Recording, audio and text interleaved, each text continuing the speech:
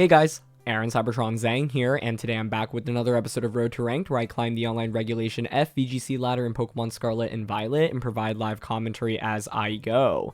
In this video, I'm going to be featuring a really fun team featuring Gouging Fire. Gouging Fire has not seen that much play so far in Regulation F, but I think it's really underrated, and there are a lot of different sets that are viable on it. This set is a Clear Amulet Dragon Dance set that aims to just deal massive amounts of damage with Dragon Claw and Heat Crash, and when combined with Sunny Day Whimsicott with Tailwind support, it can sweep through teams really quickly. As always, I'll do a quick breakdown of the team, but if you want to just skip to the battles, check out the timestamps down in the description below, and thanks so much as always for joining me. If you enjoy, would really appreciate it if you consider leaving a like in the video or subscribing to the channel. It really helps out a ton. Anyway, let's dive right into things. Breaking things down, as always, rental, pace, and team creator are linked down in the description below. And question of the day, I'm always looking for new song recommendations, so let me know what you like listening to down in the comment section below. I wanted to feature this team because of course it has Gouging Fire, and I think this Pokemon is still very underexplored. I've seen a lot of different sets already being used on it. I have played against, for example, Choice Scarf sets. I played against Booster Energy plus Speed sets with Howl. I played against bulky supportive sets with Breaking Swipe. And this set is designed to just hit as hard as possible with Dragon Dance. Of course, the idea is that you boost your stats up fairly quickly, and then you can deal massive amounts of damage with Heat Crash and Dragon Claw. Burning Bulwark is a really cool move. It is basically protect, but it only protects you from damaging attacks, so keep that in mind. You can get hit by things like status conditions, and so I had one game where my opponent is Smeargle, and they just put me to sleep with Spore, and I forgot that could go through it. And so it doesn't mean that you're just going to be able to protect you from all moves, but protecting yourself from damaging attacks obviously is still pretty good. The main thing here is that if they contact into you and you use this move, you burn your opponent, which is really nice. There's so many physical attackers that are being used in the format right now. Think about all the fake out users that can just get burnt as soon as they click fake out onto you on turn 1, for example. So it's just really nice to just burn a lot of the physical attackers that exist. And I also find that as a result, a lot of people are really scared to target Gouging Fire with contact moves early on in the game, as you can potentially take advantage of that and go for Dragon Dance immediately, for example. Clear Amulet's a really important item on this Pokemon because it intimidates everywhere in the format. Of course, Incineroar and Landorus are going to be two of the primary intimidators that you're going to run into, so being able to just ignore that completely is a big deal. This obviously also stops other stat drops from things like Icy Wind from opposing Pokemon.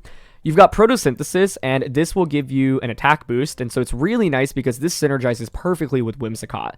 Whimsicott here has Sunny Day, so the idea is that with Sunny Day, you immediately get an attack boost with Photosynthesis, and your Heat Crash will deal more damage. So if you are able to get the combo off, like I've had games where I get a Dragon Dance off, I set up Sunny Day, and then Photosynthesis Heat Crash. I think I had one game where that combo was able to one-hit KO a Primarina, which just feels absolutely wild to me. Grass Terra is also nice and just covers for a lot of different types that you may run into, ground in particular, and the spread focuses very heavily on attack and speed investment, but you've also got a fair amount of bulk. I think what's really impressed me about Gouging Fire is that it honestly survives so many attacks, like base 105 HP, base 121 defense. This Pokemon is just a tank, and so even though it's meant to be an offensive option, it has surprised me how well it can take opposing attacks, which is really nice. I talked a little bit about Whimsicott earlier, but this Whimsicott is a little bit different from your standard, like, no-bulk Whimsicotts. As you'll notice, it has basically no special attack investment, and is very heavily invested in HP and speed. So you're timid max speed, but then you also have a lot of HP investment. This is actually a pretty big deal. Because of this investment, I've been able to survive things like Bleak Wind Storms from Tornadus and just random super effective attacks. And this is a Covert Cloak set. Covert Cloak is really strong, especially in closed team sheet best of 1. This team was actually designed for open team sheet best of 3 tournament play, so it's nice because Covert Cloak gives you even more of an edge in the closed team sheet environment. I think Covert Cloak plus Encore is a nasty combination in online ladder play when your opponent doesn't know that you have it. Otherwise, the moves are fairly straightforward: Moonblast, Tailwind, Sunny Day, and Encore. Water Terra is really nice on Whimsicott. I think Whimsicott's a Pokemon that generally doesn't Terra very much, but with this team, what you can do is Terra specifically to survive an attack and then Encore your opponent. Like, I think Encore on this Pokemon is just so good, and a lot of people just don't respect it as an option. So there are a lot of games where I'll go Whimsicott, Gouging Fire lead, and essentially just like go for Burning Bulwark, set up Tailwind or Sunny Day on turn 1, and then often my opponents will like go for something like Fake Out, for example, so then I can just Encore and completely make one slot useless. So I can't express how much I love this move. As for the rest of the team, they are just standard Pokemon that you see often in the format. First of all, have Choice Specs Fluttermane. One thing to note here is that the Fluttermane is timid with 132 speed EVs, so you might be wondering what benchmark this hits. With this, you actually outspeed Modest, max speed Fluttermane. And it's funny because I just covered the team that won the Portland Regional Championships. This team finished with a 6-3 record at that same tournament. But the team that won Portland Regionals had a Modest max speed Fluttermane. So with this, you're faster than the Fluttermane that just won one of the largest tournaments and the first major tournament of this series. Otherwise, the main thing to note is that you have Icy Wind on this, and so you're able to get some speed control with it, which is, of course, quite nice. I'd say in all the games I played with Fluttermane, I very rarely actually clicked this, but it's one of those like situational moves where sometimes you have Fluttermane out, you can just Icy Wind and then allow something like Gouging Fire or Landorus to just outpace it. Final 3 Pokemon are Landorus, Urshifu, and Ogerpon. This is a pretty classic Life Orb Landorus, just designed to deal massive amounts of damage with Earth Power and Sludge Bomb. The one thing that I'll call here is Substitute. I think this is a really nice move, and I've used it particularly in the Trick Room matchups when I'm up against Trick Room teams, but it's just a nice move because Sandstorm Storm isn't exactly super reliable without Rain on the team anyway, and so you don't want to be missing it. And Sub is cool because a lot of times, like, Landorus applies so much offensive pressure, people are going to protect or switch against you, and you can often get a free substitute up as a result. You've also got Dark Urshifu here. This is Stellar Terra, and so with this, you're able to do more damage, of course, with Dark and Fighting type attacks. And Stellar, I think, is a cool typing on Urshifu just because getting that increased damage in close combat in particular is something that people don't expect, and so that can carry you a long way.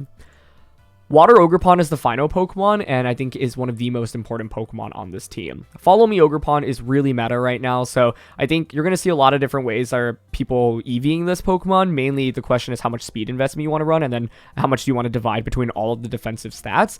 But overall, this Pokemon is just really nice because it synergizes awesome with the synergy is awesome with Gouging Fire, right? You can just go straight for Follow Me into Dragon Dance, for example, and then start dealing a lot of damage. The Ogerpon also doubles down as an offensive option. I've gone for a lot of games where Ogerpon just Terras and then starts dealing a lot of damage with Ivy Cudgel and Horn Leech, right? And so I've also had games where I Terra it just as a redirection user, so I get a special defense boost and go for Follow Me while Gouging Fire is able to set up. So yeah. In terms of ways to play with the team, I think the first thing I ask myself is, can I bring Gouging Fire out? If I get a Dragon Dance off, can I just get a one-hit knockout onto a significant number of my opponent's Pokemon? If the answer is yes, I immediately think about leads like Whimsicott Gouging Fire as well as Ogerpon Gouging Fire. Whimsicott plus Fire is nice because you can often go for a safe Burning Bulwark on turn 1, get a Tailwind up, and then Sunny Day, and then start attacking. You can sometimes just go for Dragon Dance immediately as well, and it's a duo that can really snowball out of control if your opponents don't handle it quickly enough. Ogerpon is nice because, of course, it has Follow Me support, and it can Water Terra. Water Terra plus Follow Me to get that special defense boost is a really nice combination. So those are kind of the two go-to leads that I think about when trying to bring Gouging Fire. You can also go with something like Whimsicott Fluttermane, which just applies a lot of offensive pressure immediately. I find that I actually go with Whimsicott and Ogerpon a decent amount of the times, where it's like I want to just set up Tailwind safely, deal some damage with Ogerpon, and then wait to get a free switch into Gouging Fire. I've also gone with combinations of like Landorus Flutter, Landorus Urshifu, Landorus Ogerpon, and Urshifu Ogerpon against Trick Room oriented teams. Trick Room is, I think, one of the harder matchups for this team, and so against those comps, I often don't lead with Gouging Fire because Dragon Dance isn't as valuable because that speed boost actually works against you, and a lot of those Pokemon that are common on Trick Room teams, Gouging Fire doesn't do that much damage with Dragon Claw and Heat Crash, for example. And so, because you have Substitute on Landorus as well as Urshifu being good into a lot of Trick Room users, that's like one of the main matchups where I consider leading a combination of these. But I think Urshifu is the Pokemon that I generally don't bring as frequently. Mainly, I try to bring this in matches where I really value getting the critical hit, really value the Focus Sash, or against like Trick Room teams where I can just pressure with the one-hit knockout. So normally it's like 4 of the 5 outside of Urshifu that I end up bringing, but Urshifu is very important in specific matchups as well. So in terms of weaknesses, for Gouging Fire specifically, I think Pokemon that can either threaten it with super effective damage, so Dragon and Ground type attacks in particular, as well as Pokemon that are really physically bulky on the defense side, can give this Pokemon some trouble. One example is I played against an Archaludon Rain team, and Gouging Fire just felt completely useless. The Rain negated the damage of Heat Crash, and I just wasn't doing very much with Heat Crash or Dragon Claw, even if I were to get a couple of Dragon Dances up. And so, yeah, I think that's an example of a matchup that can be really tricky. So if you see Archaludon in particular, that's something that you're going to have to want to watch out for and think about using things like Landorus, Fluttermane, as well as Urshifu to defeat it. Trick Room in general, I think, is not the easiest matchup for this team. So like I mentioned, you will probably want to use a combination of like Landorus, Urshifu, and Ogerpon against a lot of the Trick Room compositions. And Whimsicott often doesn't come out in those games. But Peter, the creator of this team who brought it to the Portland Regional Championships, mentioned that all of the losses that he had, all three, were against Trick Room teams, right? And so a well-played Trick Room team can give this team a lot of trouble, and that's something to watch out for as well.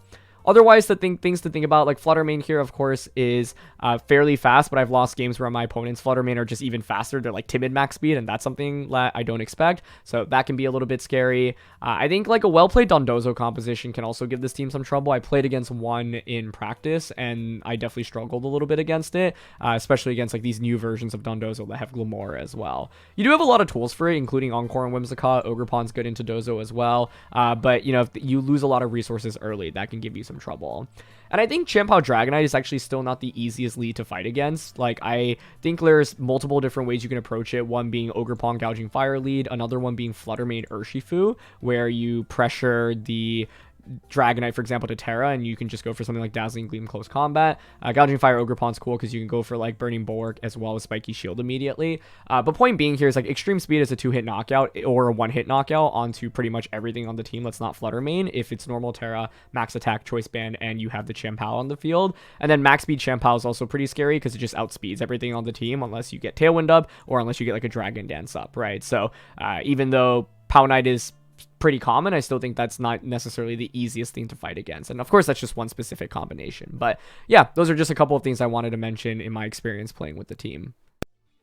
Okay, we are up against Entei, and more specifically, the team that won the Portland Regional Championships. So the team I'm featuring finished with a 6-3 record at that tournament, and I just featured the winning team from Portland. That team, of course, has Entei. So it'll be pretty fun to play an Entei versus Gouging Fire matchup here.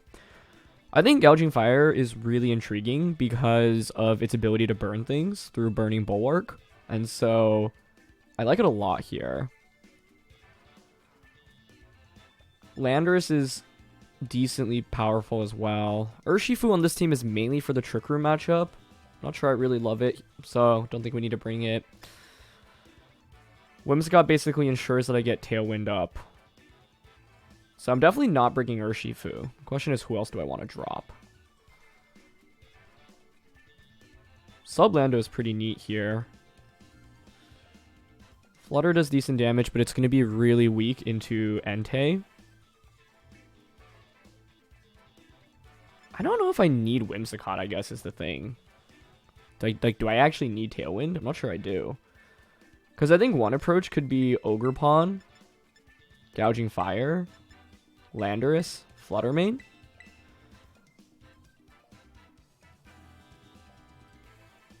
Yeah, you know what? I do think actually, now that I think about it, Whimsicott's probably still good to bring here because setting up Tailwind is valuable to outspeed like Chien-Pao. But yeah, I'm gonna try, like in my head I was like, well, with Follow Me pressure, Gouging Fire can just start Dragon Dancing and then it can just knock out everything so quickly. It's gonna be Chien-Pao Dragonite. Okay. Against this, what do I want to do? I don't mind going for Spiky Shield and Burning Bulwark turn 1, I think.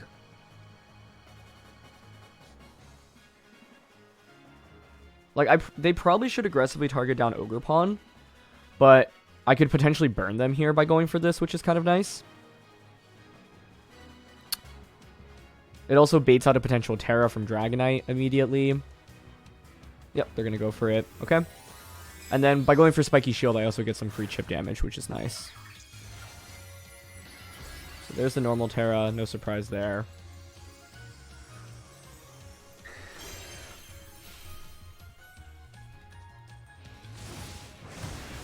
The main thing is I think Extreme Speed does just put in immense amounts of work against us. So after this turn, the question is, where do we go? Assuming E-Speed's going into Ogerpon. Yep. Could have been an interesting opportunity to just actually Dragon Dance in front of this, but that's kind of risky. You go for Spinner. Yeah, double up on Ogerpon. Okay, that makes sense. But we break Focus Sash on Chien-Pao with this, which is really nice. Part of me thinks we go for the knockout onto Chien-Pao this turn, right? Like, I could Follow Me here.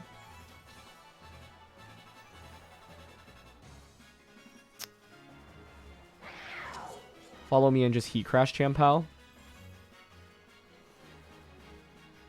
Because then I can bring out Flutter Mane, and then Flutter Mane's immune to Extreme Speed. So turn 1 wasn't bad because we got a Terror out, we saw what Choice Band Dragonite wanted to lock into, and Chien-Pao lost its Focus Sash. Wow, Dragonite pivots out, okay. That's a pleasant surprise. Into Ogerpon. Fine by me. We're gonna get Follow Me off here. Cool, they just go for Ice Spinner. Does just over half. Now here's Heat Crash into the Chien-Pao, and that's a one-hit knockout. Nice job, Gouging Fire. Okay, sweet. That's big. I wonder if they got a little bit spooked, thinking that, hey, like, my opponent can just switch into Flutter Mane, and that just completely resists or is immune to Extreme Speed. But that's one of the reasons why I thought Flutter Mane would be important to bring into this matchup, right? So they bring out their Flutter Mane. Where do we want to go from here? We've got Landorus and Flutter in the back. I could Terra this into Fairy, which is really strong. I definitely want to get a Dragon Dance off with Gouging Fire if possible.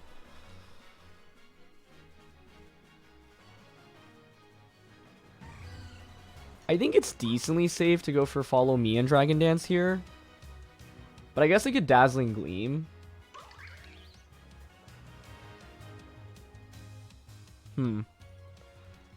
Landorus could Terra Poison from this point on as well, which is pretty effective.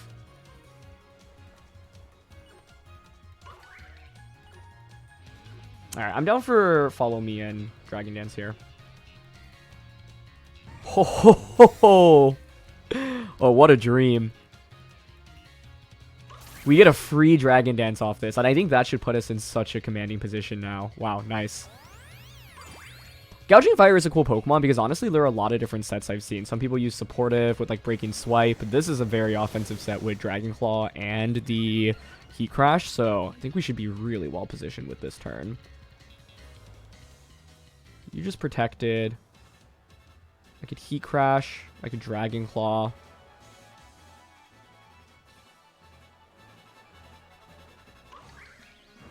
I think here, I don't mind. I mean, the Ogerpon on this team has how much speed? 60 speed EVs? Oh, I don't remember how much I had on the opposing team. It's kind of close.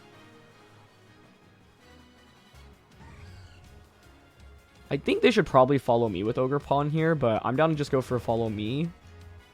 And a Heat Crash onto Flutter. Oop. That was a misclick. That was supposed to be on Flutter. My controller had some drift there. That's a shame. I would have knocked out Flutter Mane, but that's okay. We almost one-shot Ogerpon with that. Nice. Gleam comes out. We survive. And then Ivy Cudgel into the Follow Me. So that actually activates Water Absorb. Nice. I'll take that. I'm happy to just Follow Me here and then Heat Crash now into what was supposed to be Flutter initially.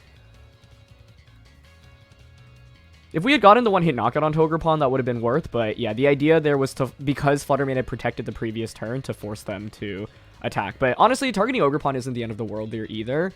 With Follow Me, we were pretty safe, right? Like, I think the reality is that Gouging Fire is just in a position to win the game, regardless of where Heat Crash went into that turn. I just wanted to get a one-hit knockout onto the Flutter Mane slot, and force Follow Me to come out, right? Because if you Follow Me, that means Ogerpon isn't attacking. But honestly, like, even if that were a Horn Leech this last turn, I get a free switch into Flutter Mane, and that's totally okay.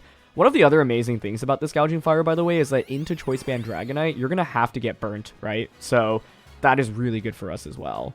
But they're going to go for Spiky Shield, but yeah, I'm going to target Flutter here, and Heat Crash gets another one-hit knockout. So this has been just the perfect game for Gouging Fire. 2 KOs onto Chien-Pao as well as Flutter Mane, 90% onto Ogerpon. It's dealt basically all the damage this game.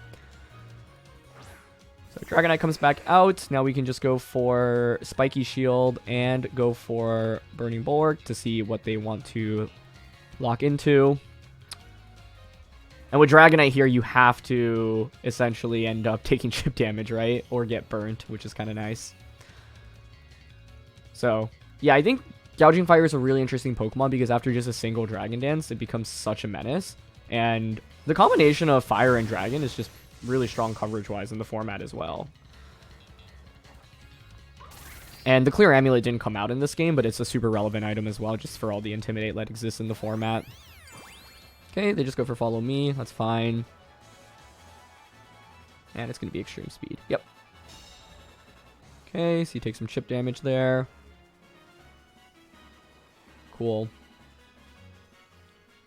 With them locking it into extreme speed, Fluttermane actually just guarantees wins this game because we just click Dazzling Gleam and we outspeed Ogerpon. So the game's over at this point. So I'll just go for Follow Me and he crash on a Dragonite. I do think the one thing like is tricky about using Gouging Fire is he crash damage calcs just because it's obviously weight based. So we end up trading Follow Me here. They're gonna go for E-Speed. Yep. That knocks out Ogerpon. But now we knock out their Ogerpon, we bring out Fluttermane, and then I just go for Protect plus Moonblast. Or I should say Burning Bulwark and Moonblast. Okay. And this is one of the nice things about playing around a Choice Band Dragonite, right? If you have something that resists or is immune to it in the end game, it can create these easy late game win cons. So, yeah, we just Moonblast and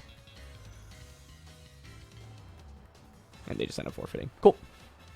This is an amazing game for Gouging Fire, though, right? Like, we went up against the best team from this tournament, or the first regionals of Regulation F, and Burning Bulwark, or sorry, not Burning Bulwark, Gouging Fire, a Pokemon that's usage rate is relatively low, just put in so much work throughout this battle. I think the Raging Bolt was probably the #1 Pokemon I was most worried about, mainly because, like, Draco Meteor is super effective against us, and if I Terra, it still does a lot of damage, so I'm happy that that didn't come out, but it makes sense for them to not bring it, since, like, you're staring down a Landorus in Team Preview, and that in itself, I think, can be a little bit scary.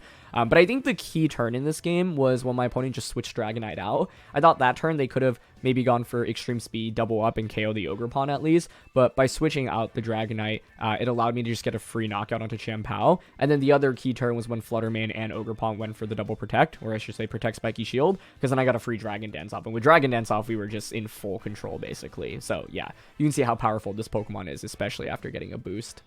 Okay, we've got Terracotta here. Immediately seeing that, I think my eye is already drawn to Ogerpon, just because of the Follow Me.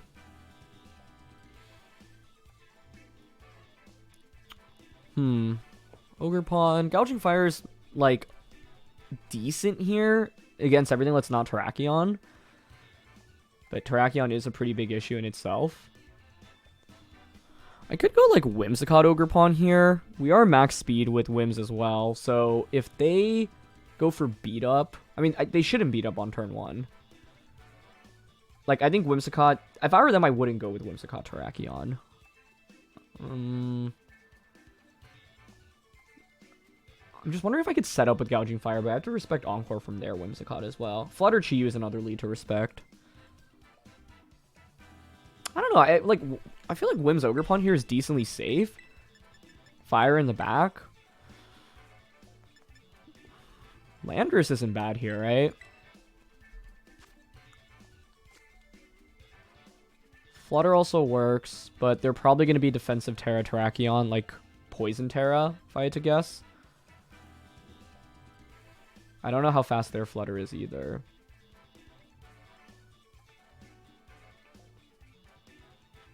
Alright, I think I'm still going to bring Flutter here. It's just faster than everything else that we have.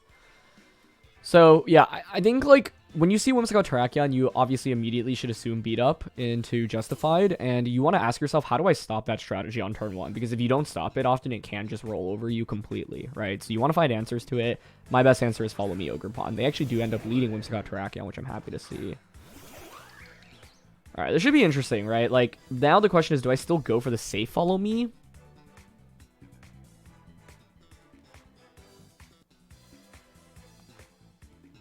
Because if I were them, I would just Tailwind Rock Slide, I think. You should expect Follow Me from this. So I'm thinking Tailwind and just Ivy Cudgel. Cool, this works. Now, like, Tailwind Ivy Cudgel is a little bit scary just because, like, they theoretically could go for beat up. But I have Encore, so this next turn, I can just go for Encore. One big piece of information, though, is we see their Tailwind goes first, but our Whimsicott is Timid Max Speed, so it confirms they're also Timid Max Speed. But now that you protect it in front of me, you're only switching into Ivy Cudgel's Rillaboom, which isn't scary. So I'm going to Encore here and Ivy Cudgel again. And if we force Terrakion out, I can try to get a position in for Gouging Fire. The main thing is I don't know what Whimsicott moves they're running, right? So here's a Terra. I'm going to guess Terra Terrakion into Poison or Water. Maybe Grass. Yeah, it's actually Grass. Grass is fine, though. Now Gouging Fire hits you for super effective damage. There's Encore. Beautiful. And they go for beat up, but they're now just relegated to protecting, which is perfect. I think this next turn, Terrakion obviously has to go for protect. So I'm going to pivot Ogerpon out. And I can Encore their Whimsicott as well. The question is mainly whether or not they switch out Terrakion now that it's awkwardly here. Oh, they actually get the double. That's funny. Okay, that's fine. Ivy Cudgel into that. Like, I think if you're my opponent, you need to contemplate making some switches now, right? Because this is still awkward for 2 turns. Whimsicott might go on the offensive. Start attacking me. I am personally down to Encore them. And then go out into Gouging Fire. And now we can start setting up with Gouging Fire. They're smart. They switch Whimsicott out. Don't allow me to Encore that slot. But that's fine. It's going to be Chi-Yu coming in, which is okay. Could have been interesting to make that read and like target the Chi-Yu slot, but I'm okay just setting up now with Gouging Fire and getting a Dragon Dance off. Because once we get Dragon Dance off, it means that I'll just outspeed the Terrakion and KO, right? Yep, they're going to stay in. So they're going to try to stall out the Encore, which I actually think is pretty smart. Because they're thinking, well, hey, I've already set up here, right? So all I need to do is stall out one more turn, and then I can actually start attacking.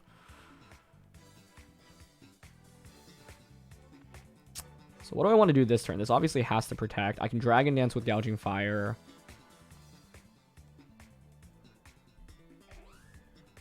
Dragon Dance.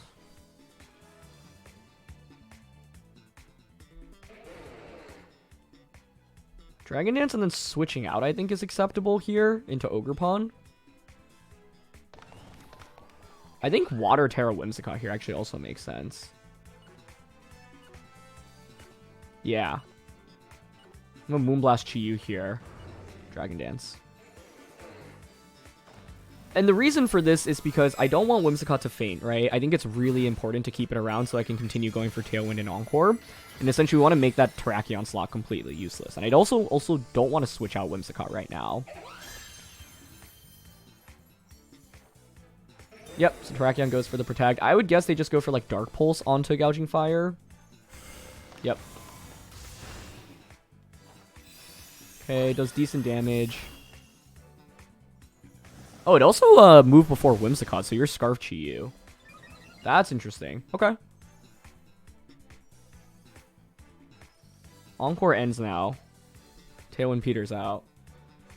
On both ends.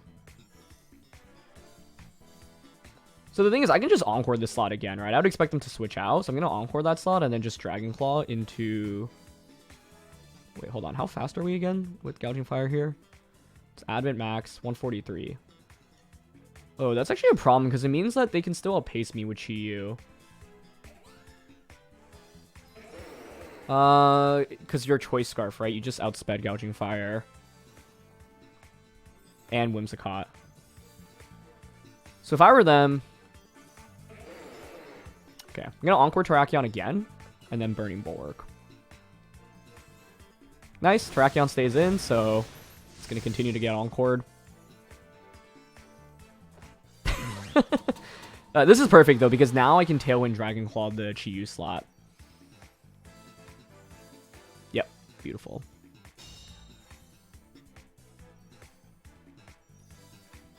I think my only debate here is whether or not I want to read into Chi-Yu switching out here, because Tailwind Dragon Claw is so obvious. But I think we just play it safe here. Perfect. They stay in.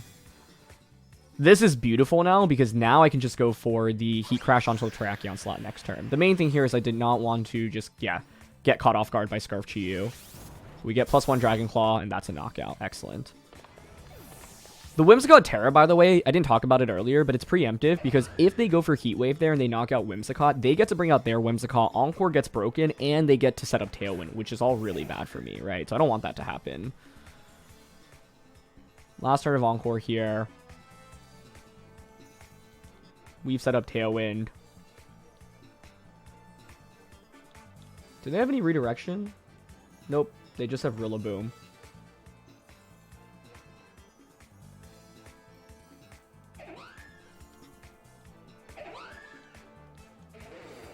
Yeah, I mean, given that I got the speed boost here, like, I'm thinking we just knock out the Whimsicott because Terrakion, obviously, it has to click Protect or Switch. They are going to actually pivot out, so all of that beat up just wasted now. And if Whimsicott doesn't Protect here, I think we just win. It's a Speed or Special Attack booster. Speed would make this interesting, but it's Special Attack. Nice. Perfect, they just Tailwind, so now we knock out their Whimsicott with this double up. Here's Heat Crash. Yep, you're down to Focus Sash. Cool. And here's Moonblast to get the knockout.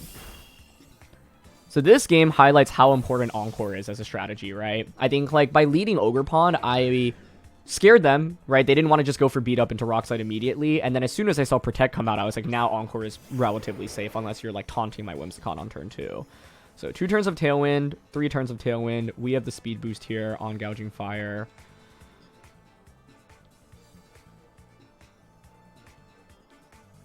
And they already Terra'd, so I can just Heat Crash into either slot.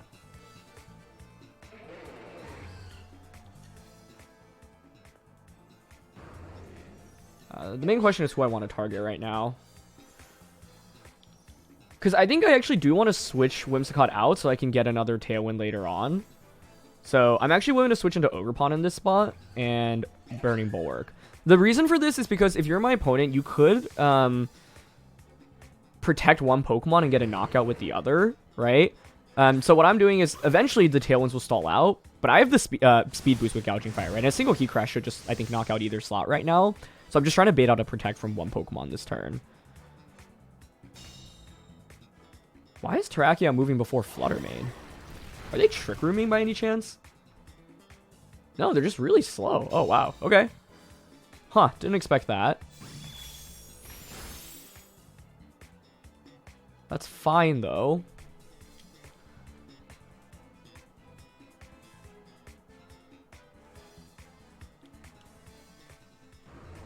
Was that Choice Specs damage? I can't really tell. It didn't look like it.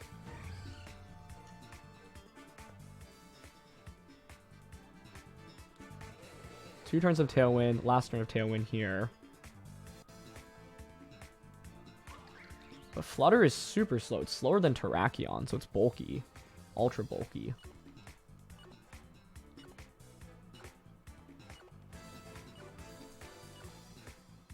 Okay, I'm going to Heat Crash Terrakion. And Horn Leech into Flutter. Nice. I was trying to bait out the Protect last turn, but it didn't look like Specs damage, so figured we'll target Terrakion down here. This should win us the game. Nice. It was honestly a little spooky, because if Terrakion protected and Flutter Gleams there, the main thing is I don't think Gleam knocks out Gouging Fire, because you're not Choice Specs, so I think we would survive with a little bit. And so I figured even if you Gleam, you knock out Ogerpon. If Terrakion protects, Whimsicott just comes out, Encores you, right? And then we're good. But I think this game was a really interesting showcase of Encore as well as Gouging Fire. So I'm happy to just Horn Leech now and Heat Crash. Mainly curious about this Flutter Mane. Gleam actually did knock out Ogerpon. Okay. That's fine. I could have played this endgame safer, by the way. Like, just protect and then bring out Whimsicott so that I set up my own Tailwind. And then outpace the Flutter Mane, but it's fine. Like, we have Whimsicott and my Flutter Mane in the back. And we have Choice Spec Shadow Ball and they can't Terra, and we know they don't have Focus Sash. But it did confirm that Gleam did do enough damage to Gouging Fire, so what I was talking about earlier is actually negated, right? I was saying, well, maybe I survived Dazzling Gleam. Turns out I don't. So I wonder if it's just Pixie Plate, honestly. Yeah, we can just Tailwind and Shadow Ball here. Tailwind's actually not even necessary, since we know that their Flutter Mane is slower than their Terrakion, and it wasn't Scarf Terrakion. But I think it doesn't really end up mattering because Shadow Ball always just wins the game anyway. So, yeah. Either way, I think Encore was really huge for us in this game. I definitely give my opponent props for, like, staying in with Terrakion. Essentially, like, even though Encore locks my opponent early on, if they're able to break the lock and get one good turn, and then, like, get Whimsicott out at the right time, set up Tailwind, will knock out my Whimsicott, Terrakion does just sweep me, right? And so I can see why they were willing to commit to it early on in the game. Choice Scarf Chiyu, also surprising. Fluttermane being slower than the Terrakion, also surprising. But ultimately, we were able to lock them, we were able to set up with Gouging Fire, and then deal so much damage, right? Knocked out Chiyu, knocked out Whimsicott, knocked out the Terrakion, dealt almost all the damage in this game. And if I had just staggered things a little bit better, I could have also gotten a 4th knockout with it against Fluttermane. So, yeah. Alright, we've got Incineroar, Annihilate, which is interesting. There's no beat-up user, so I wonder if it's Scarf Final Gambit Annihilate. I think Gouging Fire, being able to Dragon Dance up here is pretty solid, and Covert Cloak means that we are basically guaranteed Tailwind. So I'm intrigued by Whimsicott Gouging Fire. I feel like Landorus Sludge Bomb Earth Power is nuts here.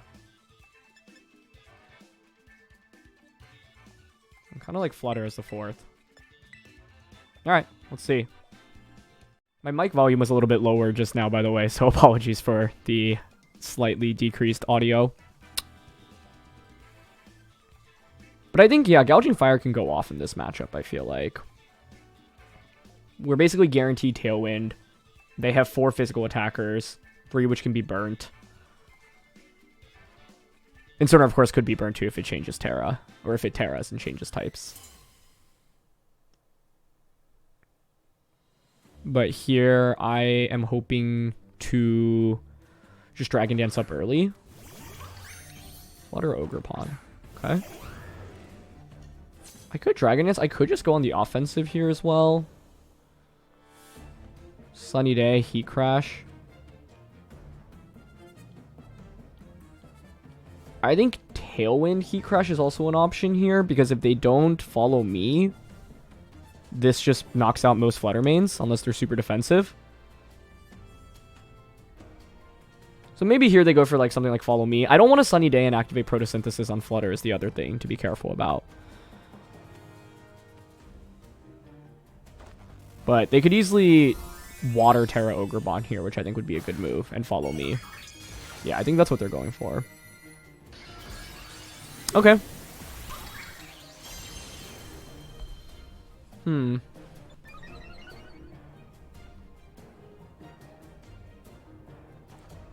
No Follow Me, though. Oh, wow. That's huge. So we just get Heat Crash into the Fluttermane. They're sashed? Okay.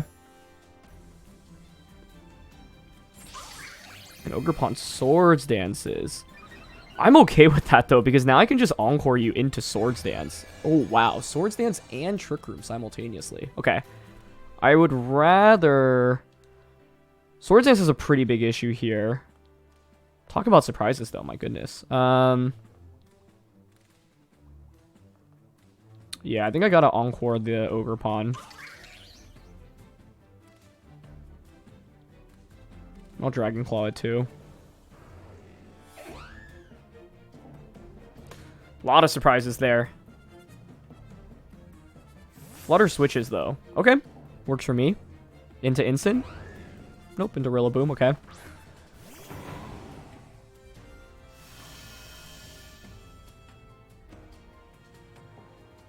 Nice. Encore is amazing against setup like this, because it just renders them useless for a couple of turns. Okay. You already committed your Terra as well. I'm going to guess they don't have Follow Me then if you're running Swords Dance. Great damage from Dragon Claw, honestly. You can click Fake Out.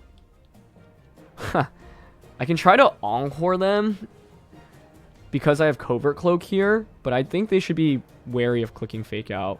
I'm down to Sunny Day here, honestly.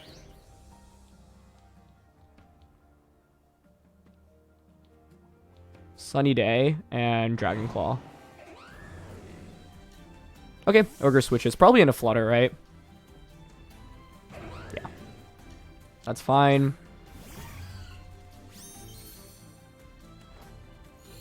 Yep, they didn't click Fake Out. So I could have gone for Heat Crash onto Rillaboom, but it's fine. They're probably going for Stomping or U-Turn. Speed Flutter, okay. Wouldn't be surprised if it was just max speed, max special attack with Focus Sash. Okay, it's high horsepower, does less than half. And they switch Dragon Claw in for the immunity, which was nicely done. I'm down to Encore Rillaboom now. And Burning Bulwark. Yeah, could have gone into knockout onto Rillaboom last turn, but I didn't love the idea of Ogerpon getting able to like get to +6. And then, because if you get to +6, you Spiky Shield, and then you KO the Whimsicott, then it might actually become a problem. So I don't mind forcing a switch out in that spot. They're going to stay in here, which is great. So now you're encored into high horsepower. And what's critical here is that the Trick Room ends after this turn, right? And so, or sorry, Tailwind ends. And so I'll be faster than Flutter Mane. But they correctly read into the Protect here, which is nicely done. But Bulky Whimsicott's clutch here survives. Cool. I think Rilla now pivoting out makes sense, but they might just stay in and attack.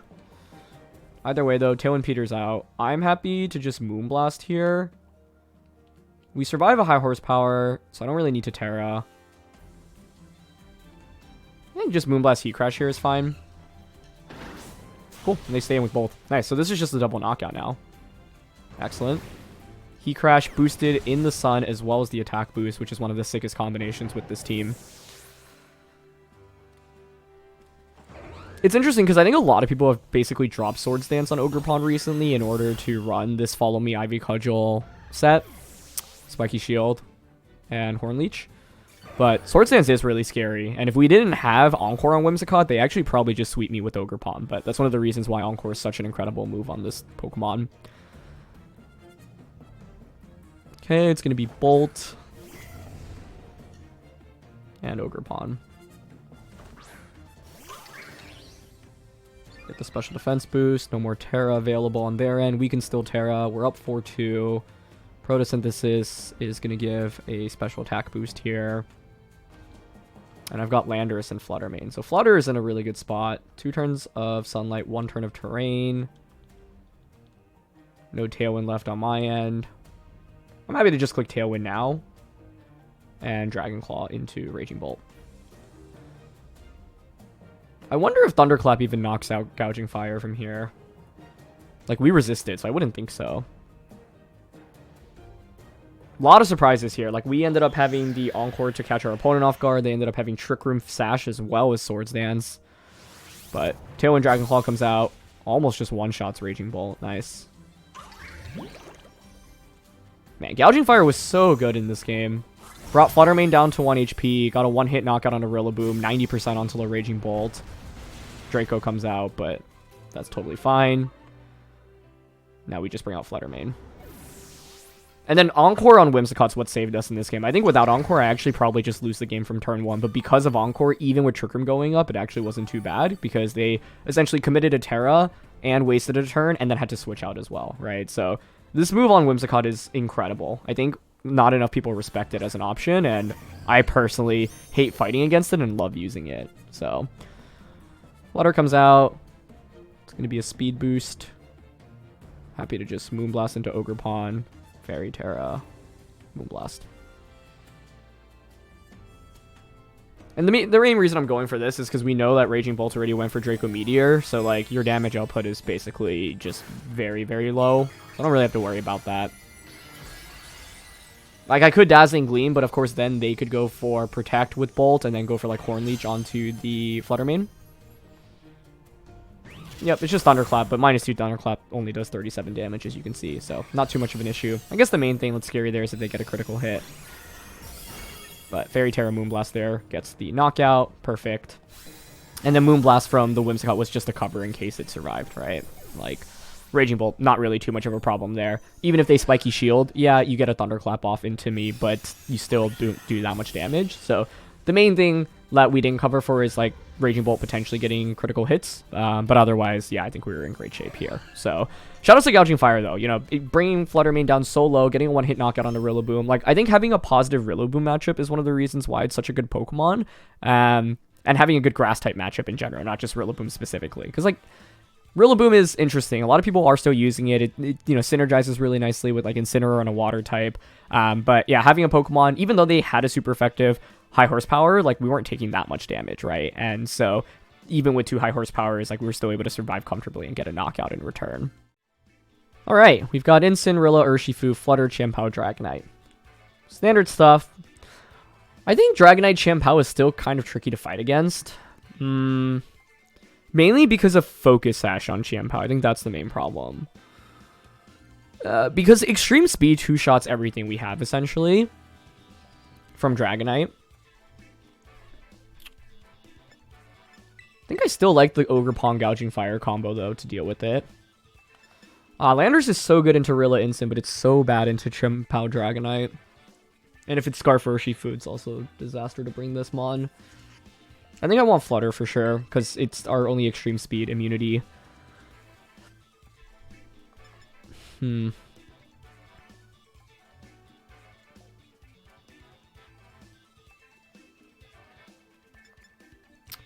think I want Urshifu for it. I don't know, you can definitely debate between Urshifu and Landorus, but yeah. I think the approach I want to take in this game is similar to the one against the regional champion team, where we can go for Spiky Shield and Burning Bulwark immediately, and just try to break Sash or get a burn. Because I think Chien-Pao Dragonite does end up being the go-to lead most of the time. Part of me wants to take a risk and actually Dragon Dance with the Gouging Fire on turn 1. Because I think, like, often what ends up happening, you know, the last time we were in this scenario, like, Ogerpon got doubled up into, right? I think, like, most players are afraid of using attacks into Gouging Fire immediately because of the threat of getting burnt, so I want to try this out and see how it plays out. It's risky because, low-key, my opponent, of course, could double up onto Gouging Fire with Extreme Speed plus a Ice-type attack, but I think it's, like, hard to make that play, right? Because if you do that and you end up getting double burnt, you are in such a bad spot immediately. So I'm going to debate a little bit. I don't know if this will end up working out, but in my experience, a lot of players end up not respecting the Dragon Dance on turn 1. Perfect. Okay, already a good start here. Hoping to see a double up onto the Ogre slot. That would be the ideal outcome. Ah, they did end up Icicle crashing. Okay, but that makes sense.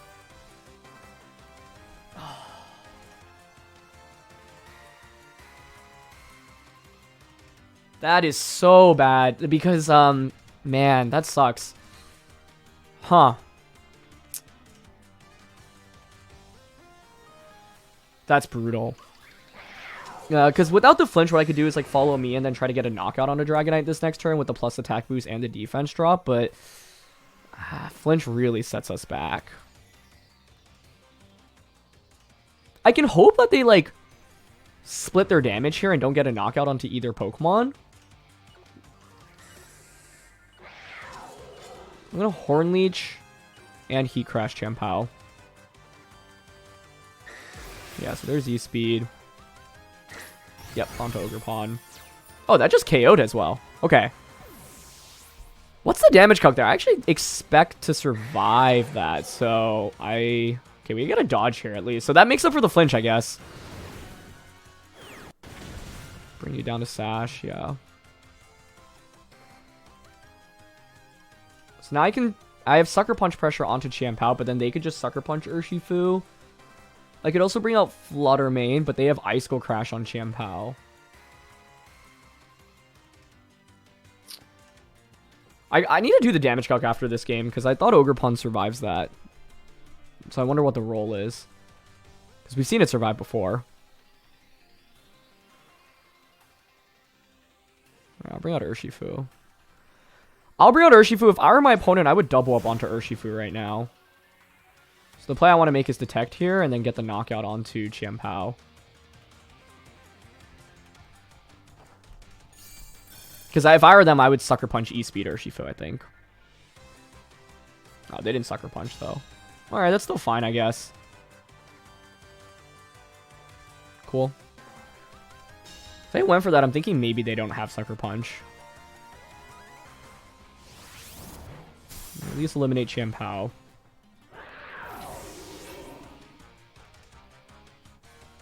Let's see what comes out.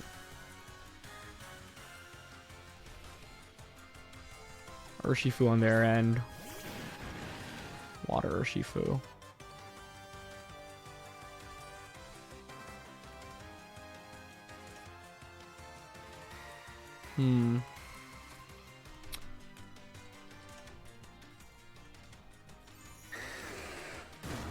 Champao was Sash, so I don't know. I feel like this is probably Choice Scarfed, which is really bad for me if so.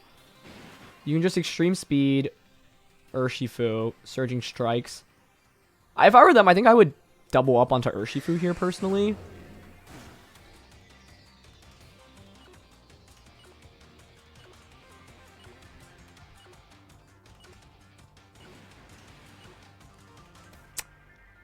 I went for Close Combat Dragon Dance. I don't know if that was the right move, but... Oh, it's E-Speed into Gouging Fire, and we survive! No way. Okay, and they doubled up onto that slot. Wait, so that's huge, because I get Close Combat. Oh, but, like... I assume you're just Scarf Urshifu, so then you just end up knocking out...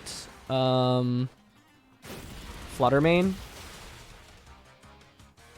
But if it's not Scarf Urshifu, I think Flutter actually is in a really good spot. I just assume it's Scarf, because I don't know what other item you'd really run here other than Mystic Water. But Scarf makes so much sense on their team composition. I want to do a couple calcs after this game. Like, I'm curious if +1 Dragon Claw / Heat Crash with the defense drop knocks out Dragonite after Spiky Shield Chip. We're curious about the extreme speed damage calc onto us as well. Their last one's Flutter Mane. With Booster Energy. And it's Speed Booster. Okay, how can I win then with that?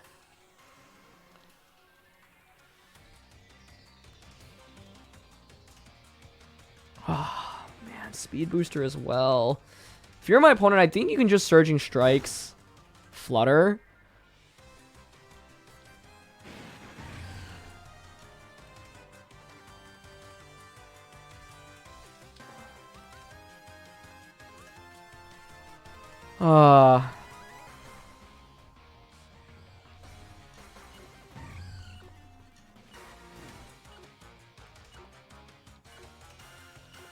Alright, I went for Shadow Ball and Terra Wicked Blow.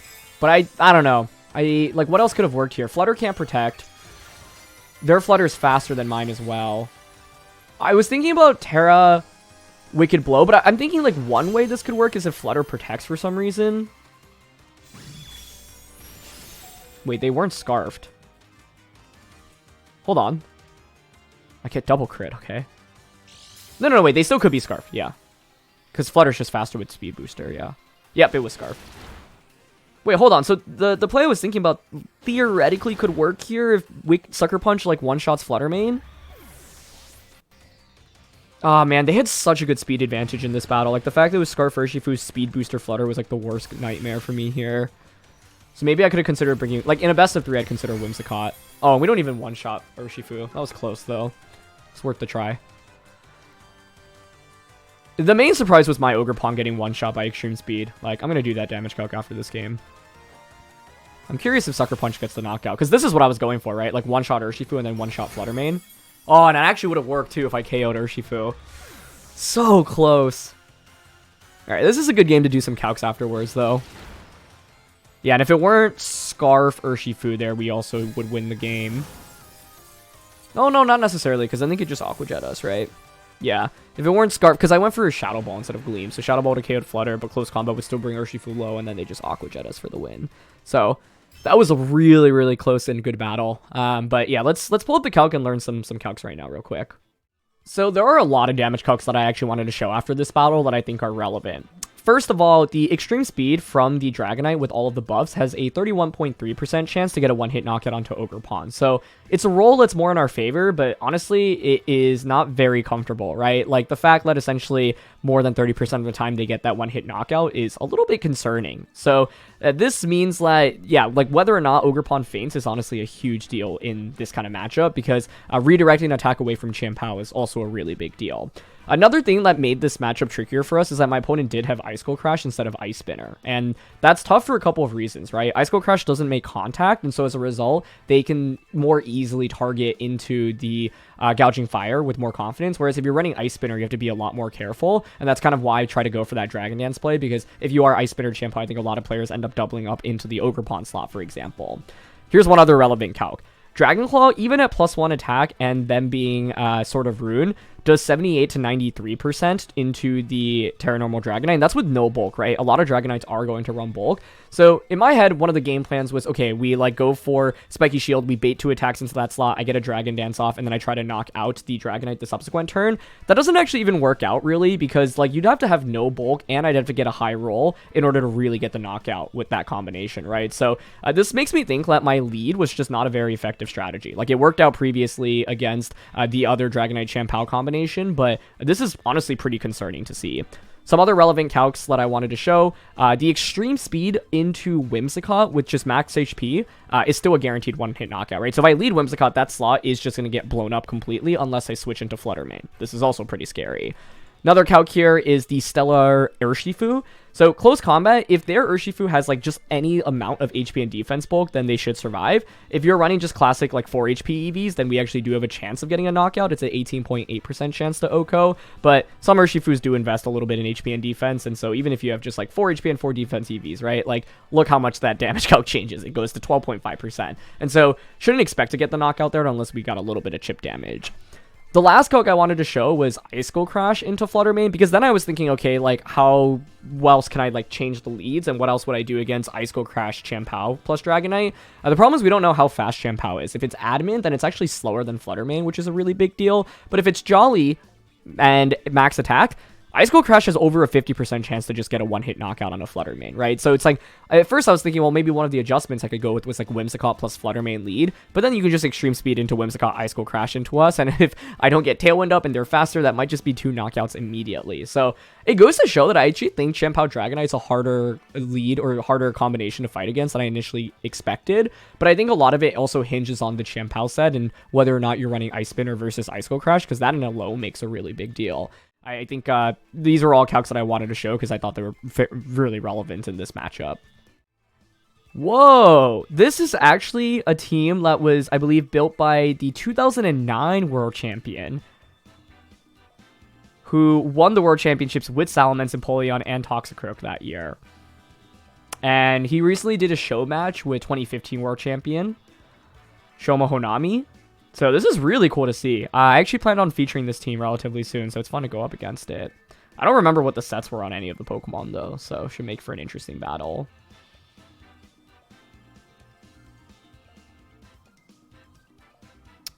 Gouging Fire here has Clear Amulet, so it's quite good against the Intimidators. Empoleon's pretty scary for it. Whimsicott basically guarantees us Tailwind.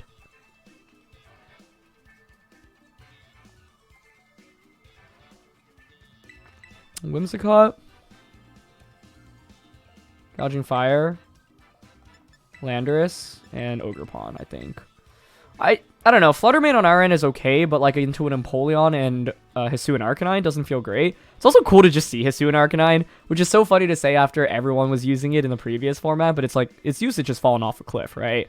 Because Pokemon like Incineroar and Entei now exist. But it returns to us here. And rock damage is honestly pretty scary for us here, so we got to be careful. But I think with this lead, I can immediately pressure with Tailwind into Dragon Dance or even like Sunny Day, which is cool.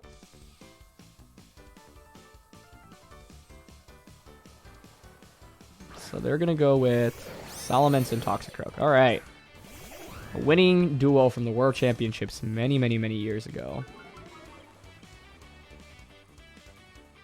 Clear Amulet is huge for us here. So I could just Tailwind Dragon Claw, right?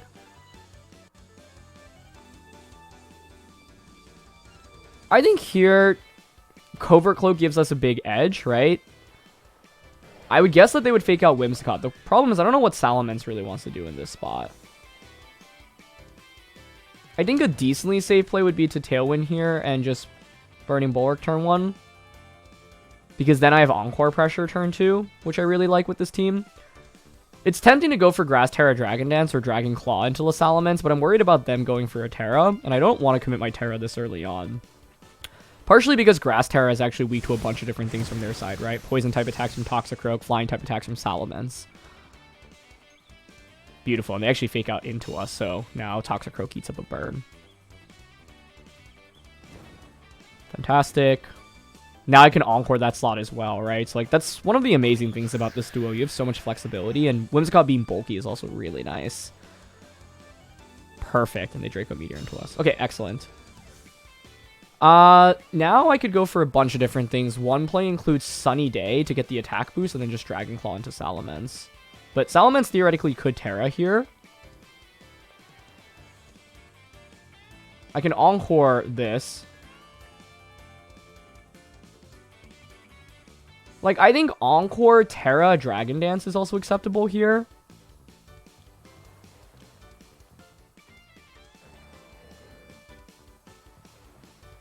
The alternative is I want to just Sunny Day and Dragon Claw and try to get a knockout onto this.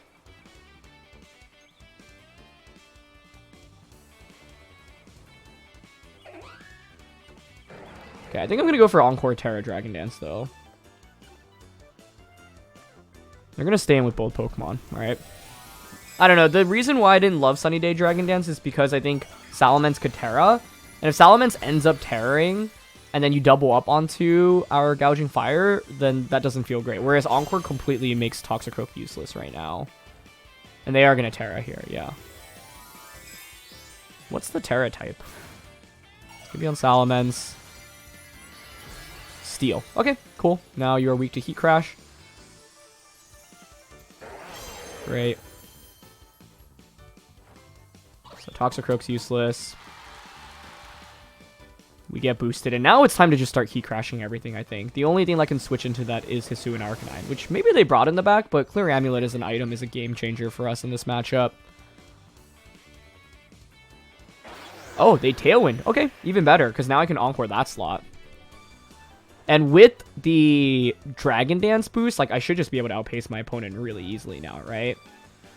I think this turn is interesting, because if you're my opponent, you should probably consider switching out both Pokemon. I don't mind going for Sunny Day here. And then Heat Crash. We're about to get an attack boosted, sun boosted Heat Crash. And we have the Photosynthesis boost as well. So we have the Dragon Dance attack boost as well as Photosynthesis. And I'm targeting Salamence here just because it could have, like, dual Wing Beat. So I don't want it to get a super effective attack into Gouging Fire. Yep, I think it should be a double switch right now. But I don't really know what you can switch in here other than Hisuian Arcanine. And they bring out Flutter. Perfect.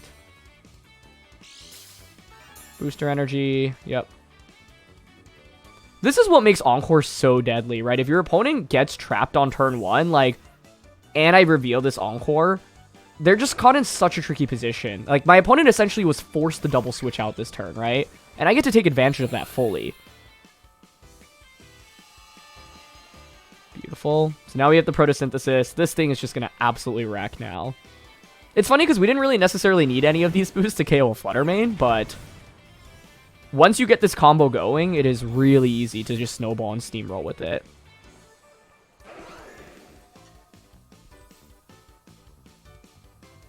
So Salamence isn't really that scary, but if you bring it back out, you at least have pressure with potential dual Wing Beat.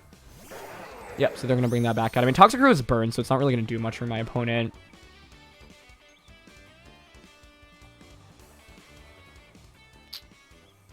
In this spot, even if they have dual Wing Beat, I'm not sure it KOs, but it could be worth going for Spiky Shield. Or sorry, Burning Bulwark. They have one extra turn of Tailwind relative to me.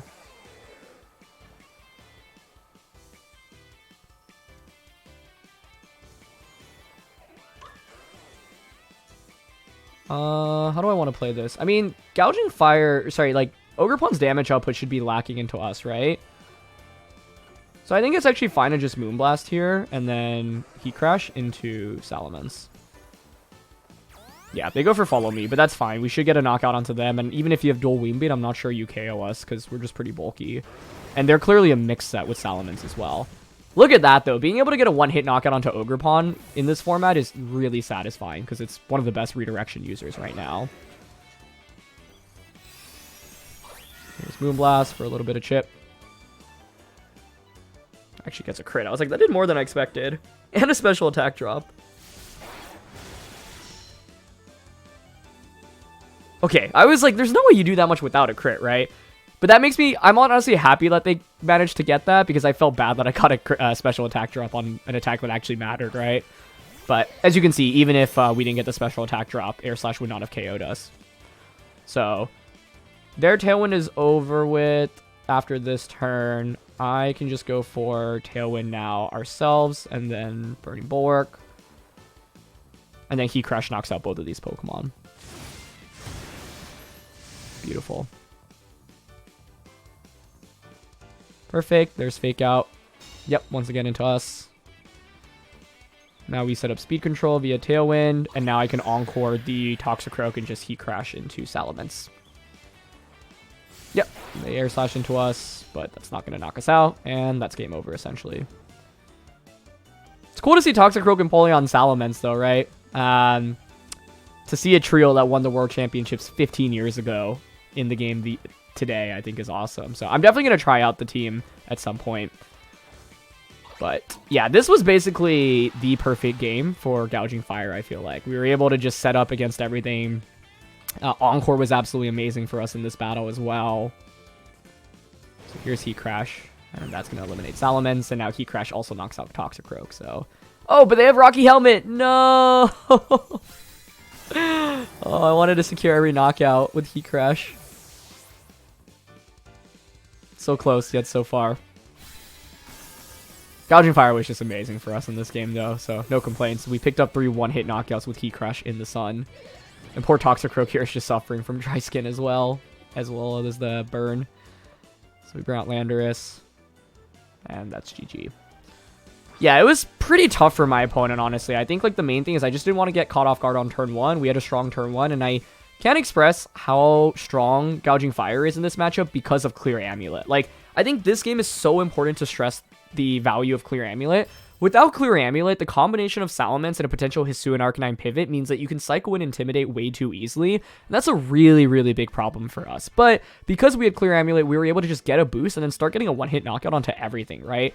The difference between just a regular Heat Crash versus a Sun +1 boosted Heat Crash in Photosynthesis, like, the combination of all that is just so huge. And then you do so much more damage than a regular Heat Crash, right? So being able to get that one-hit knockout onto Ogerpon, super satisfying. It also helped that they were Steel Terra on Salamence, and so that's one of the fun things about Dragon plus Fire as coverage, right? Because a lot of times people are going to go for a defensive Terra, but then Fire can really punish those Steel Terras in particular. So yeah, I feel like Gouging Fire was just able to set up and then just sweep basically everything. And Encore from Whimsicott was also huge. It just made it that much harder for my opponent to do much, and I think it's such an underplayed move on Whimsicott, personally. Okay, we've got Trick Room here. This was a team that was legal in the previous format, no brand new mons, but I actually think Trick Room is one of the most difficult matchups for this team. So I'm going to see how I can maneuver around it, but I'm glad to face against a Trick Room team because it is not an easy matchup. Gouging Fire here is really bad in my opinion, and for a couple of reasons, right?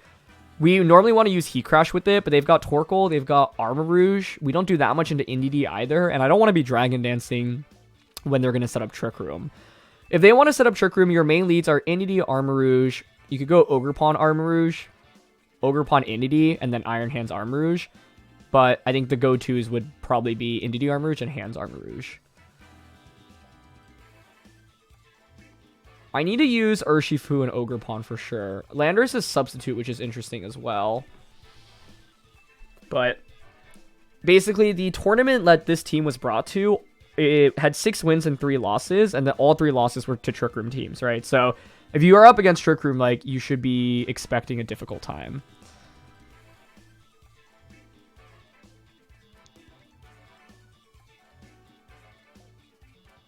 Okay. I'm going to do this. Landorus, Ogerpon, Urshifu.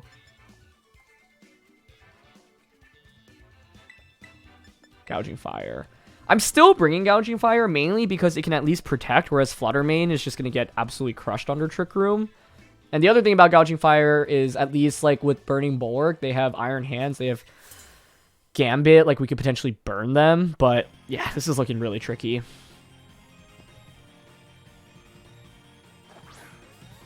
Okay, they actually go with Indeedee Ogerpon. So this is one of the 4 leads that I mentioned, but it is basically impossible to deny Trick Room against this. And the reason for that is because you get the Psychic Seed, Special Defense Boost, and you have Sturdy on Ogerpon, so if I'm my opponent, I'm going for Follow Me and Trick Room. So I think if I want to win this, I have to intentionally not get a knockout immediately. Substitute is a really cool option here. So I want to go for Substitute and Ivy Cudgel. Yep, the expectation is Follow Me Trick Room here, so we intentionally don't want to get a knockout so that they don't get a free switch in immediately.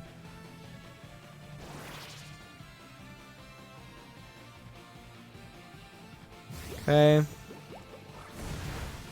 Nice. Trick Room goes up, yeah. Now is where the game gets interesting.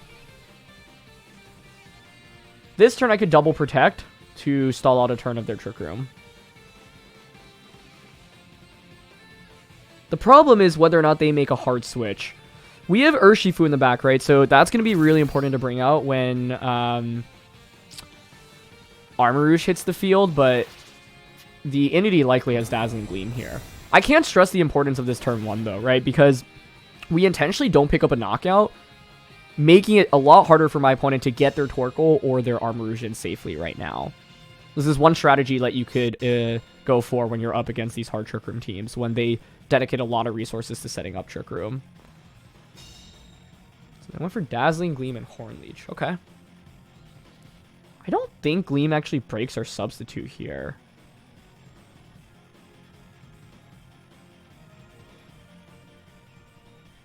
A Horn Leech will, but then I can set up Substitute again, which is kind of cool.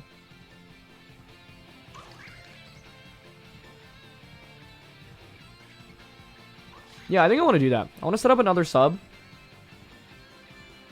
Ivy Cudgel Indeedee. It's just Dazzling Gleam. That's fine. I don't want to Terra our Ogerpon here. Okay, nice.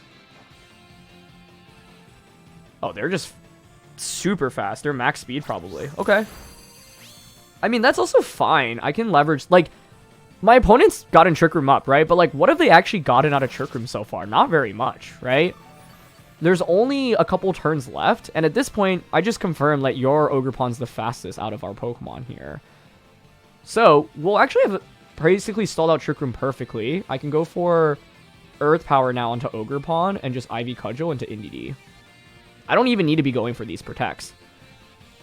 So, yeah, it's funny. I think if my opponent actually just went with Indeedee Armarouge, they would have been in better shape. But I think the fear with that... Okay, Indeedee is going to finally pivot out here. But now you're eating up an Ivy Cudgel as you switch in with Iron Hands, right?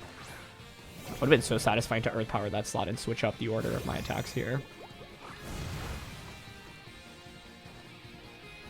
But, yeah, I think... I'm glad to showcase this game because I think Trick Room is not an easy matchup for this team. And if you're going up against Trick Room, I hope that you can at least think about how I approach this game. And the main thing is utilizing and like denying free switch-ins, right? Because often what these teams want to do is they want you to knock out the redirection user so that you get the sweeper in. But in this case, I was like, you know what? I'm just going to not knock you out. Substitute on Landers is a really nice tool as well. So they get hands out. We can just protect now in Spiky Shield. Yeah, and my opponent realizes, hey, like, I've lost too many turns of Trick Room. There's not much I can do. So I think they would have been better off just going Indeedee Armarouge or Hands Armarouge, in my opinion, and then just, like, go for Trick Room. Like, the thing is, Ogerpon Indeedee is probably the most passive duel that they could have on their team. So as soon as I saw that, I was like, you know what? I'm just going to take advantage of you bringing that because you have not brought out very much offense at all. And their Ogerpon ended up being even faster, right, than us, so it was really slow under Trick Room. And so Substitute's also a really nice move. What basically what my opponent has to do in a situation like that is make the hard decision to just switch in immediately after turn 1, right? You get Trick Room up, and then you just switch Ogerpon out immediately, or you switch Inity out immediately. I think one thing you could do is switch Ogerpon out and then go for Follow Me with Inity, so like whatever comes in safely. But Substitute specifically is a really good move when you're trying to beat Trick Room, because you can alternate between Substitute and Protect, and that makes it so much easier to stall out Trick Room. So I think if you're going up against Trick Room teams, you're going to want Landorus, Ogerpon, and Urshifu. Normally I would lead Urshifu here, but I thought Landorus Ogerpon was going to be a pretty effective lead as well. So I think, yeah, 2 of those 3 as the lead is pretty effective. I think Whimsicott generally very bad in these Trick Room matchups, so you want to drop that. And then you kind of have to decide between, do I want to bring Fluttermane or the Gouging Fire? I think Fluttermane's a little bit scarier. You can bring it if you think you can close out the game with it, or if you like want to burst damage with it in the early game, but my problem with Fluttermane is its inability to protect, and so you can't stall out Trick Room with it nearly as effectively as Gouging Fire. Alright, we've got more Trick Room here. So, the Trick Room continues.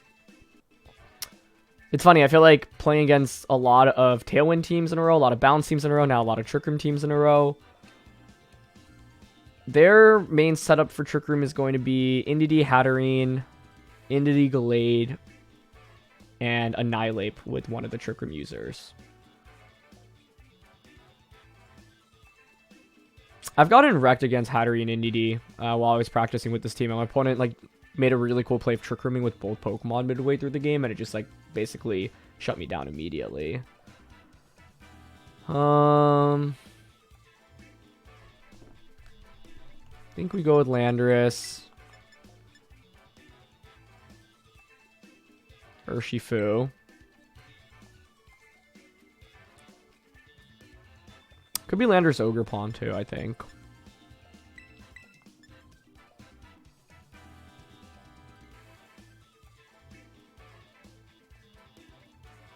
Yeah, I think I like Landorus Urshifu, Ogerpon, Gouging Fire.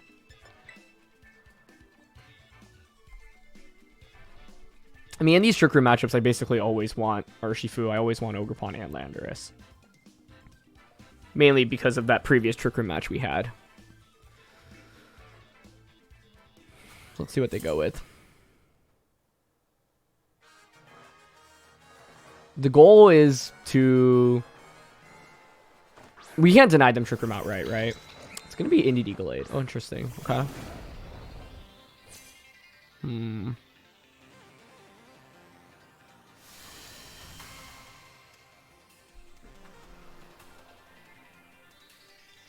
I mean, normally in this situation, I would expect Follow Me Trick Room, so I'd like to sub. And I want to close combat because I want to intentionally not knock out Indeedee on turn 1. Okay, they protect. That's kind of a risky protect, right? I could have totally targeted Gallade with the double up.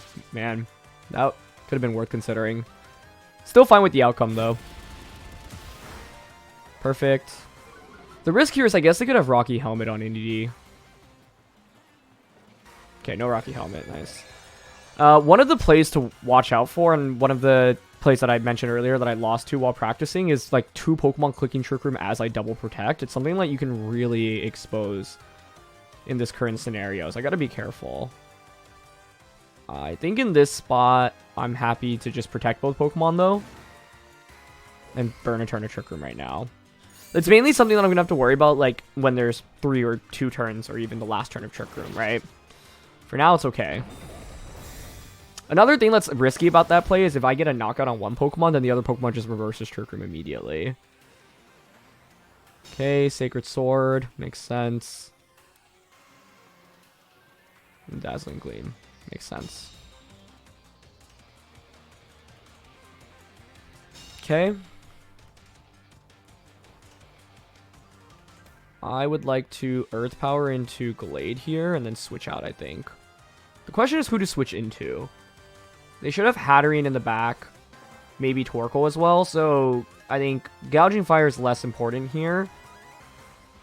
We mainly wanted it as a Pokemon to basically click Protect with, because Whimsicott and Fluttermane can't Protect. So I'd like to Earth Power Gallade here and then switch Urshifu out. And I think we want to go into Gouging Fire because I don't want Ogerpon to take any unnecessary damage. Okay. Nice, they don't follow me, which is good. Oh, that's a brutal crit. Man, that sucks. Because Gouging Fire was supposed to survive that turn, and I can just double protect again the next turn. That is really unfortunate. Okay.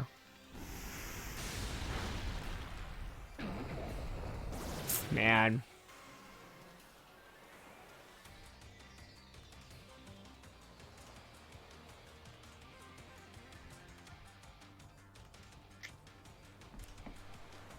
Urshifu can't defensively Terra around fairy types, so I think I want to go into Ogerpon, and I think what I might do is just try to get a double knockout this turn and then double protect.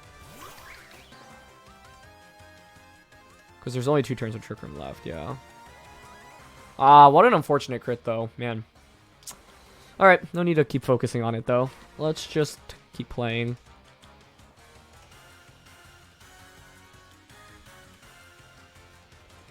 Do I need a Terra here? I'm worried a little bit about something like Helping Hand plus an attack, like a Psychic type attack into Ogerpon for a knockout.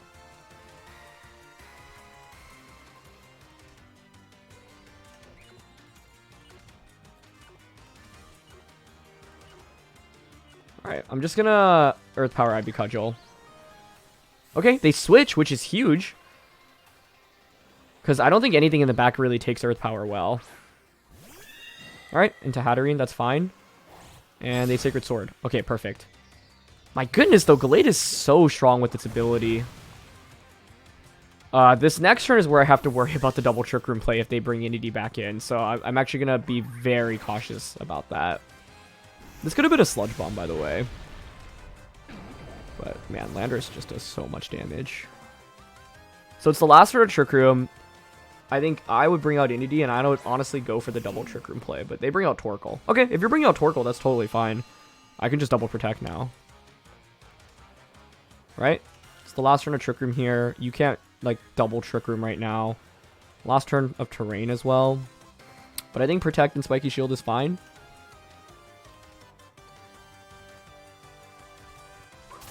Because I think Landorus with Earth Power kind of just crushes my opponent's team from this point onwards.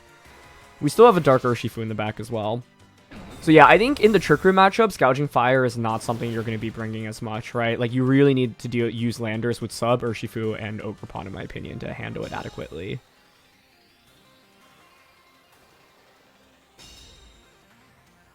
What do I want to Terra at this point?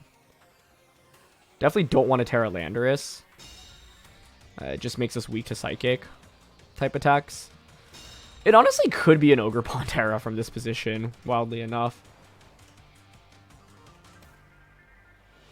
Terrain disappears. Yeah, I mean, I think I'm happy to just Earth Power Torkoal here.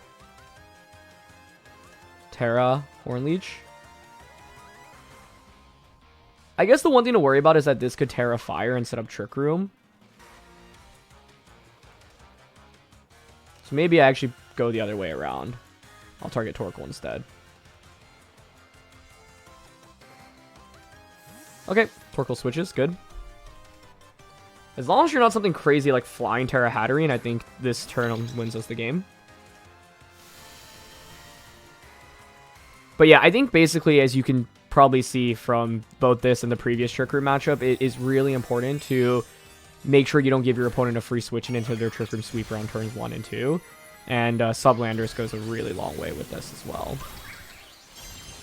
I probably could have gone for Stellar Urshifu as well. I think both are acceptable in this spot, but either way, it's fine. Now we get the special defense boost. That just protects, that's fine. I just knock out Inity then. Okay. At least I assume I knock it out. The sun is up, so our damage is reduced here, but let's see. There's Ivy Cudgel. Cool, that's a KO. Torkoal comes back out. They still haven't Terra'd, but we can just... I mean, I guess the question is whether or not I want to double up into Hatterene. Like, I would expect Fire Terra on Hatterene most of the time.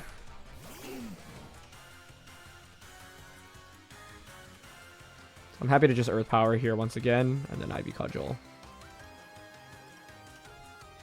terrain did just get reset. You can go for a double protect, I guess, with Hatterene. So I'll just Ivy Cudgel Torkoal Earth Power here. Okay, and they don't end up even going for a Terra. Might be a situation where my opponent's like, I just don't have a good Terra to go for, honestly, which would be fair. Curious about the Terra on Gallade specifically, but yeah, I honestly don't think they were ever in a great spot to Terra, other than maybe Torkoal going for Fire Terra when it first clicked Eruption. But at that spot, it didn't really matter, right? So, Cudgel does 60%, nice. Does this even KO Ogerpon? I don't think so. Yeah, they did 18 damage, wow. And Landorus plus Substitute in this game was just phenomenal for us, so... Yeah, Sub is not that common of a move these days in VGC, but when used properly, it can be so valuable in specific matchups, and it is so necessary in the Trick Room matchup, in my opinion, because otherwise, it's too easy for Trick Room to just sweep. Like, you set up Trick Room, and then you just kind of body through the team, so, yeah. Happy to feature some Trick Room games here to highlight how you can potentially play around it, because that is one of the more difficult matchups for this team. Anyway, that's going to be it for this one, so thank you so much as always for joining me. Dragon Dance Gouging Fire is really no joke, and I hope that I showed you that throughout the course of this episode. Been really happy with its performance, and this set I think is just really fun. I've also seen Booster Energy sets, I've seen Howl as well, but Gouging Fire just does so much damage, and I feel like it was the carry in a significant number of games that we showed off with it. So thanks as always for joining me. Thank you to Peter for the team. Leave a like if you enjoy, and I'll see you all next time. All right, peace.